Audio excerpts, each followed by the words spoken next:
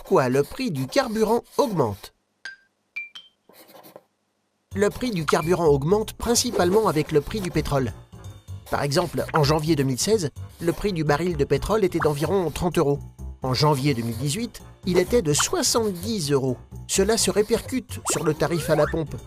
À cette hausse s'ajoute l'augmentation des taxes fixées par le gouvernement.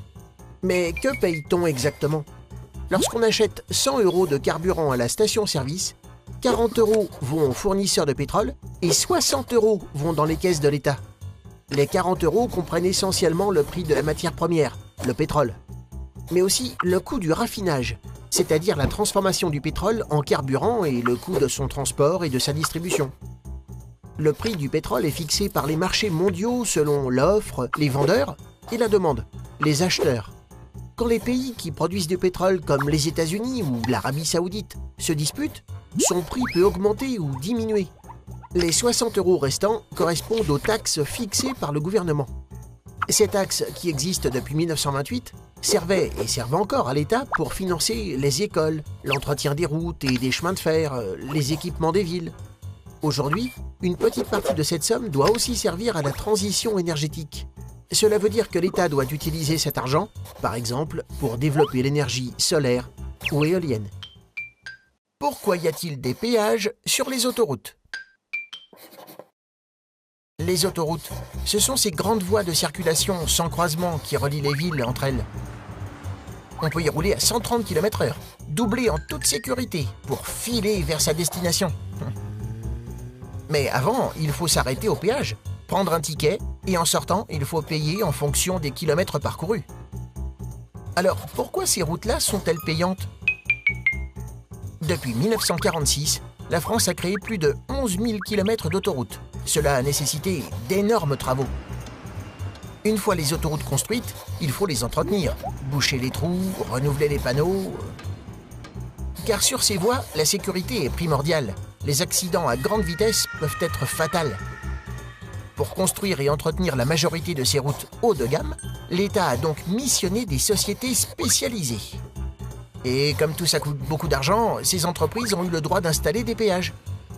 Mais depuis une douzaine d'années, l'État a perdu de son pouvoir de décision sur ces sociétés appelées concessions. Et même s'il reste propriétaire des routes, l'État ne décide pas complètement des tarifs pratiqués. Or, ces dernières années, les tarifs ont fortement augmenté et de nombreuses critiques s'élèvent. Certains se demandent alors si les sociétés d'autoroutes ne s'enrichissent pas aux dépens des automobilistes. Pourquoi n'y a-t-il pas assez d'eau potable dans le monde? Aujourd'hui, une personne sur 5 n'a pas d'eau potable chez elle, à l'école ou au travail. Et dans 20 ans, une personne sur 4 connaîtra une pénurie d'eau. Cela est dû à l'augmentation de la population des villes, au développement des pays pauvres et au réchauffement climatique. Mais que se passe-t-il exactement?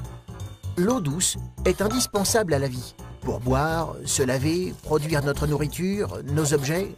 Or, s'il y a plus de citadins à nourrir, cela signifie, dans les campagnes, plus de besoins en eau pour l'agriculture. L'eau que nous buvons représente 5% de la consommation mondiale, l'agriculture 70% et l'industrie 25%. Ces usages sont très gourmands en eau, pourtant certains la gaspillent sans réfléchir. Il arrive parfois que des agriculteurs épuisent des nappes souterraines et que des entreprises détournent des fleuves, provoquant de graves sécheresses. Et 80% des eaux usées mondiales sont rejetées dans la nature, polluant tout sur leur passage. Mathématiquement, l'eau va manquer, sachant qu'il y a moins de 1% d'eau douce et que le reste, c'est de l'eau salée. Que faire alors? Nettoyer les eaux très usées avant de les vider dans la nature, réutiliser les moins usées, dans les toilettes par exemple, et réduire les fuites des canalisations. L'autre solution? Dessaler l'eau de mer. Il existe déjà 20 000 usines de dessalement dans le monde. Pourquoi ce sont les parents qui décident? Te coucher tôt, ne pas trop jouer à la console, aller à l'école. Tu as l'impression que tes parents décident de tout à ta place. Tout, c'est exagéré. Mais tes parents ont des droits et des devoirs pour t'élever. C'est l'autorité parentale.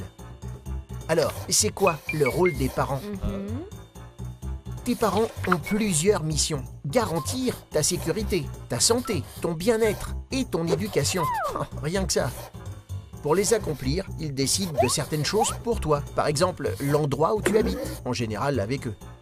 Ils doivent aussi vérifier que tu vas bien à l'école et que tu fais tes devoirs. Pour que tu restes en bonne santé, tes parents peuvent limiter ton temps d'écran, réduire ta consommation de sucreries ou t'inciter à te laver. Et te demander qui tu fréquentes et où tu te rends. Un seul objectif, te protéger. Bien sûr, tes parents sont aussi là pour t'écouter. Ils doivent te faire confiance et te respecter. Une loi dit même qu'ils sont obligés d'associer leur enfant aux décisions qui le concernent selon son âge et son degré de maturité. En résumé, plus tu grandis, plus tes parents te demandent ton avis et te laissent de liberté dans tes choix. Car leur responsabilité, c'est de prendre soin de toi, mais aussi de t'aider à développer ta personnalité pour te permettre de devenir un adulte indépendant et épanoui. À quoi ça sert de payer des impôts? Payer des impôts sert à participer au budget nécessaire pour faire fonctionner son pays. Car pour enseigner aux élèves, défendre la population, soutenir les entreprises, venir en aide aux plus démunis, il faut de l'argent. L'État prélève cet argent selon des règles précises. Avec l'argent récolté, il gère des services ouverts à tous.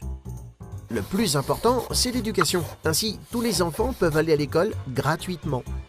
Mais payer les professeurs et entretenir les écoles a un coût. On compte 6 000 € par an pour un élève à l'école.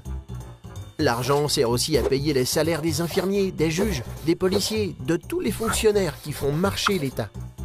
Mais comment l'État remplit-il ses caisses? L'État prélève de l'argent sous forme d'impôts et de taxes auprès des citoyens et des entreprises.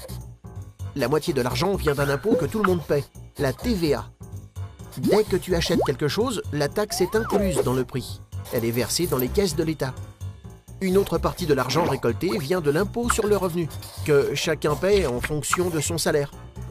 Ceux qui gagnent le plus d'argent paient le plus d'impôts et ceux qui ont peu d'argent n'en paient pas.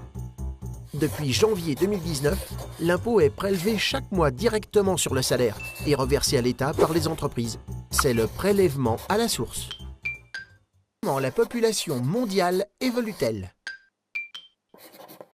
Nous sommes de plus en plus nombreux sur Terre. En 200 ans, la population mondiale a été multipliée par 7. Imagine, il y a aujourd'hui plus de 7 milliards d'êtres humains. La planète n'avait jamais connu ça. La population a décollé comme une fusée. Mais pourquoi une telle augmentation? Grâce notamment au progrès de l'hygiène et de la médecine, qui ont réduit la mortalité des enfants.